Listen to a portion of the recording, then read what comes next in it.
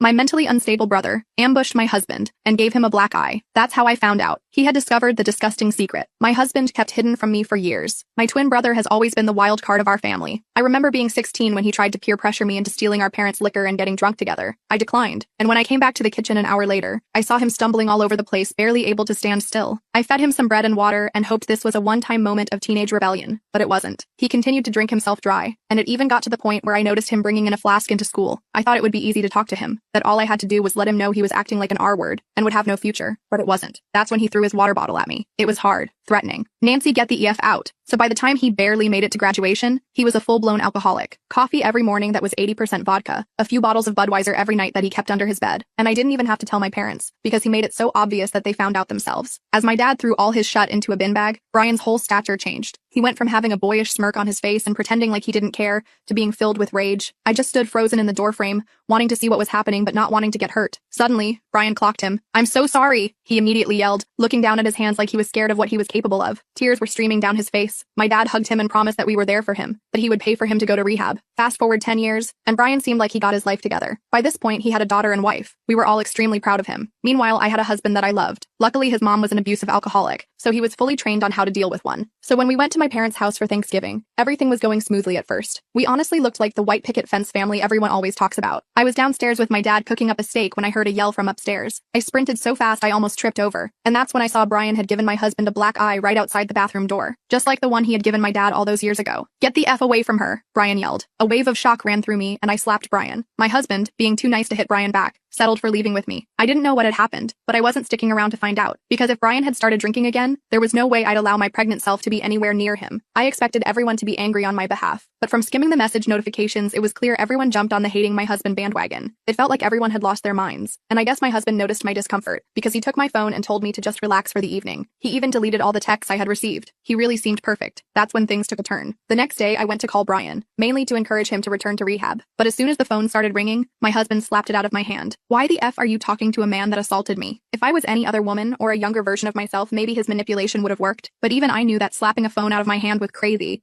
I had every right to talk to my family. "Brian never should have hit you, and I'll never forgive him for it, but I need to make sure he's getting help. I didn't realize I married someone who sides with abusers." He cut me off. Scan the QR code to download TikTok. The subsequent story endings are explosive and full of hidden surprises waiting for you. You can also get rewards by creating a new account.